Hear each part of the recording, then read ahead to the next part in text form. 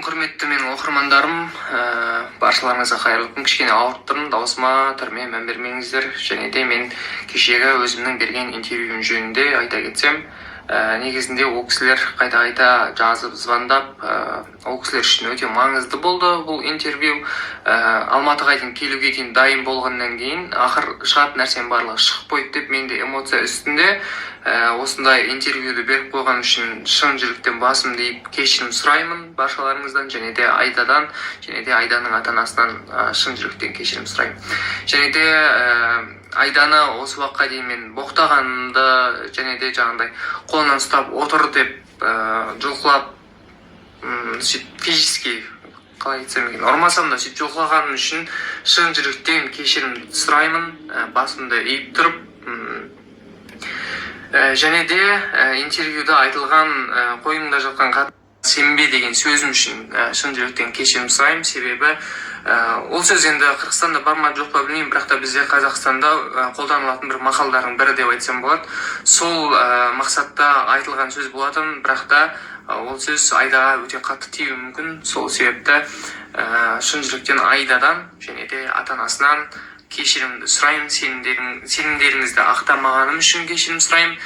Барлығы менің қолымда болған негізінде, бірақ мен сол нәрсені дұрыс жасамадым, дұрыс пайдалана алмадым, дұрыс емес нәрселер көп істеп қойдым. Енді Айдада мен де бірінші рет үйленіп тұрған адамдармыз, бізде опыт жоқ, эмоция үстінде көптеген нәрселер шығып кетті, шықпайтын нәрселер шығып кетті. Мен де шығарып қойдым, ол да шығарып қойды.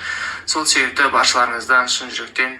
Ол кезде мен сөгінгенім. Ашық майкты тартулаймыз Нұрдәулетменен. Қойныңа жатқан қатыныңа сенбе деген сияқты ше. Ол не үшін осы уақытқа осындай интервьюді беріп қойған үшін шын жүректен басымды иіп кешірім сұраймын баршаларыңыздан, және де Айдадан, және де Айданың ата-анасынан шын жүректен кешірім сұраймын. Және де Айданы осы уақытқа дейін мен боқтағанымды, және де жаңағыдай қолынан ұстап отыр деп жұлқылап, физически қалай айтсам екен, ұрмасам да сөйтіп жұлқылағаным үшін шын жүректен кешірім сұраймын, басымды.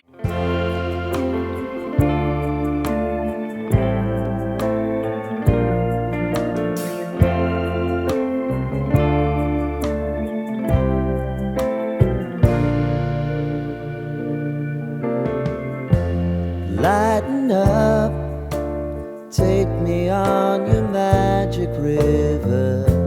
Tell me all your dreams align. Sign me up and tell me about the people that you know who are trying to feel alive.